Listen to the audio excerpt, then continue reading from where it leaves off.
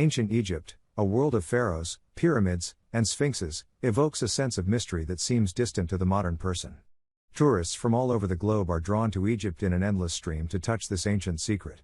Few doubt the undeniable antiquity of this country, assured from childhood by historians' claims of thousands of years of Egyptian history.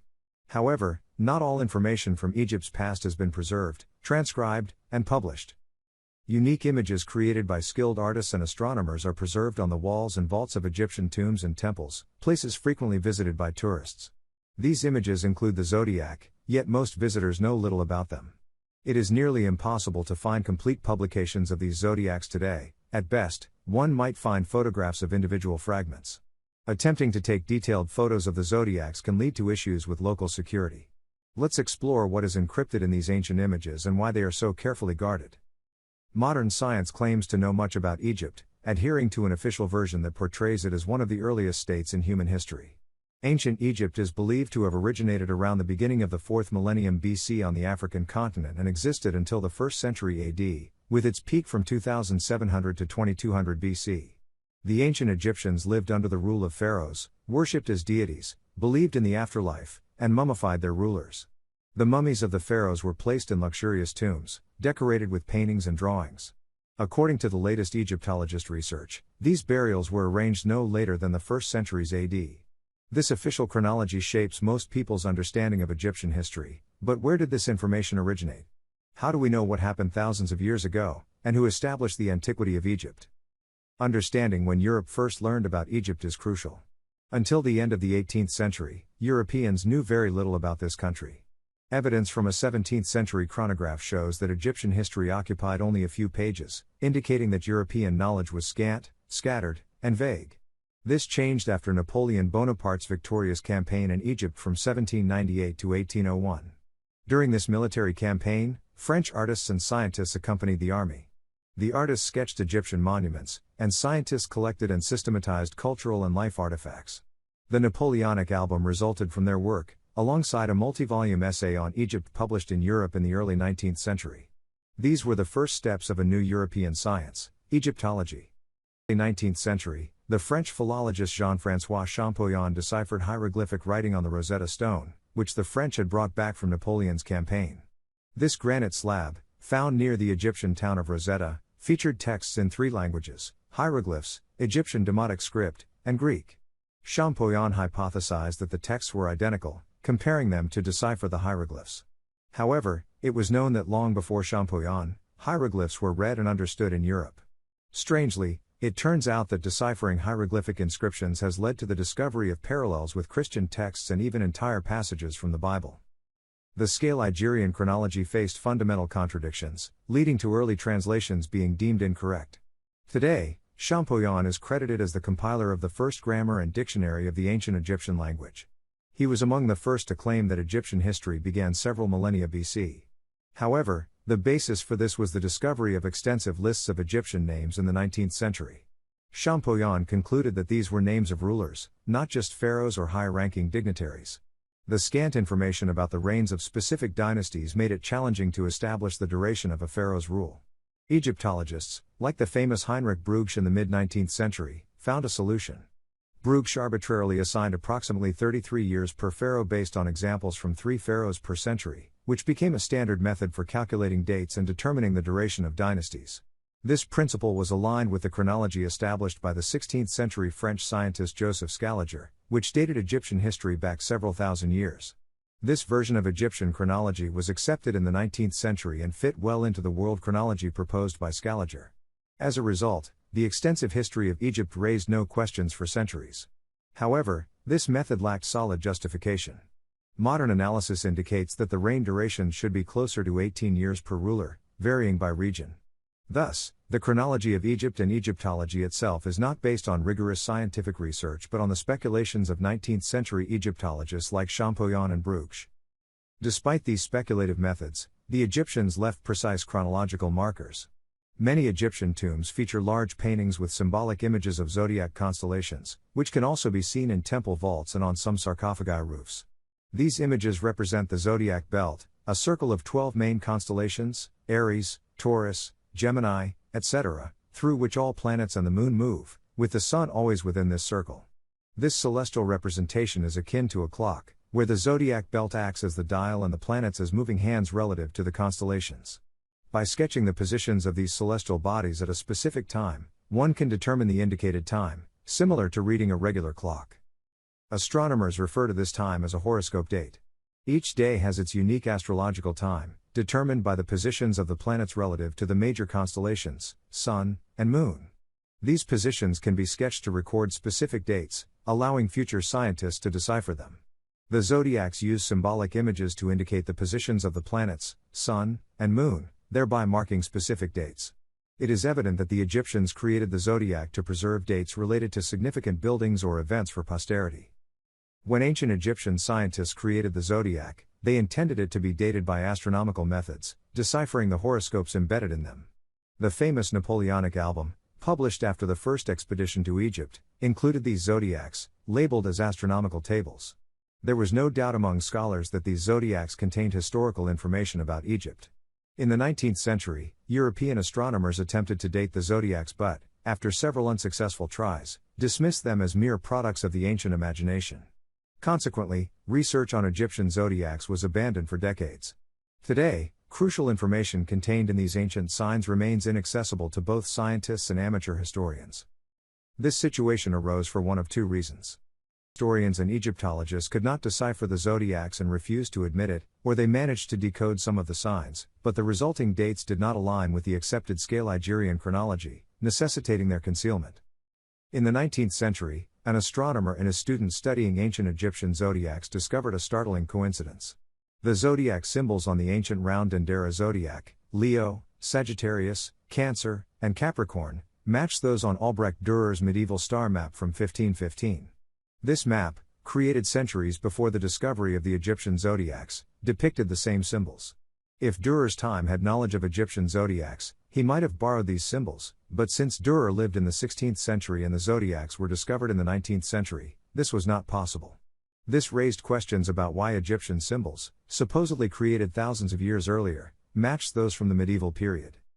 Astronomers then hypothesized that the Egyptian zodiacs were not ancient but made between the 1st and 3rd centuries AD, during the Roman Empire's rule over Egypt. This Roman influence could explain the similarity between Egyptian and European symbols. However, attempts to date the zodiacs to this period also failed, as the planetary arrangements recorded did not match those observed during Roman times. Despite these challenges, the existence of zodiacs in Egyptian tombs could not be denied. Egyptologists needed to provide an explanation. They claimed that, although the zodiacs did depict constellations and planets, these were not horoscopes but rather religious scenes. They suggested that planets such as Mercury, Venus, and Jupiter, depicted as both gods and celestial bodies, were part of religious iconography. Examining the round Dendera zodiac, we see symbols of the Sun, Venus, and Mercury positioned correctly relative to the Sun, as expected from their planetary movements. In a genuine horoscope, Venus and Mercury, which cannot stray far from the Sun, would appear nearby. The accurate positioning on the Dendera zodiac suggests these are indeed astronomical representations, not merely artistic coincidences. Similarly, on another zodiac from the Dendera temple, known as the Long Dendera zodiac, Venus and Mercury are again positioned next to the Sun. This consistent alignment across different zodiacs strengthens the argument that these are true astronomical depictions, reflecting the actual sky rather than the product of ancient artistic imagination. In our research, we have not encountered any fantastical zodiacs that defy astronomical laws. If the zodiacs were mere fantasies, as some Egyptologists claim, there would be instances of violations, such as Venus appearing too far from the Sun or Mercury straying from its expected position. However, all observed zodiacs adhere to astronomical laws, and the dates derived from them fall within historical intervals. If the Egyptian zodiacs were purely the creations of artists' imaginations, one would expect more creative liberties in the depiction of planetary positions. Modern artists illustrating fictional realities typically do not adhere to precise details, such as the exact arrangement of houses on a street. Therefore, the accurate planetary positions in the zodiacs suggest they are not mere fantasies but intentional records of specific dates.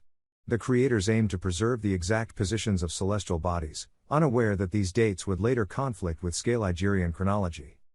Many notable 19th-century astronomers, including Dupuy, Laplace, Fourier, and Littrow, attempted to date the Egyptian zodiacs. Their results were negative, the planetary configurations they observed did not match any known horoscopes from ancient times to the Middle Ages.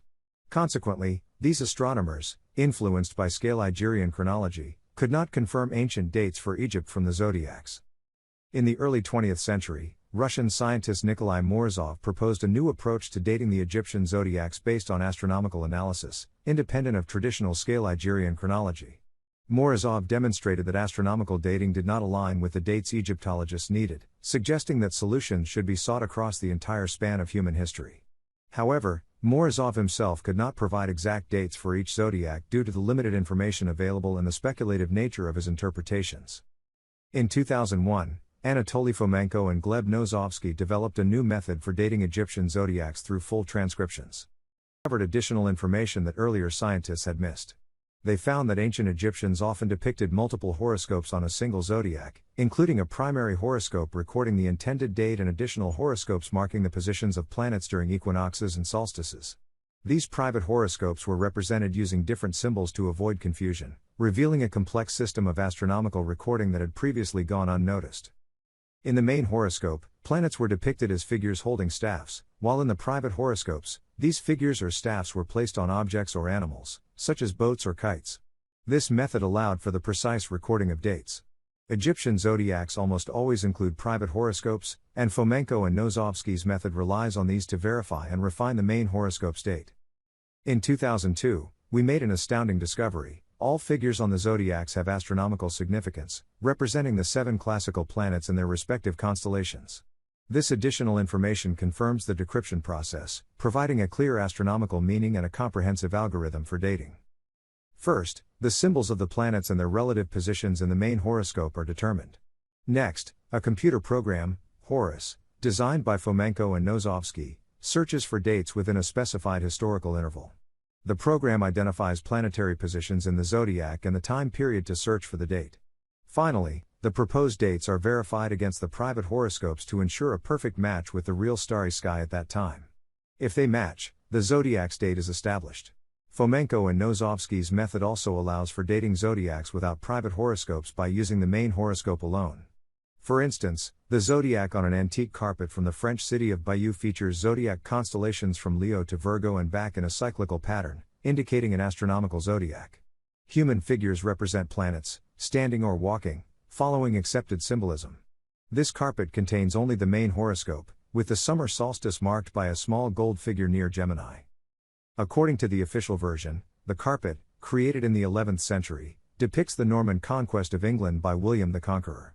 However, Fomenko and Nozovsky's method revealed a date of March 15, 1495, suggesting the carpet might depict entirely different historical events. Thus, Fomenko and Nozovsky's dating technique can decipher all vintage zodiacs, considering an extensive range of possible solutions over a broad time interval, rather than being confined to traditional historical periods.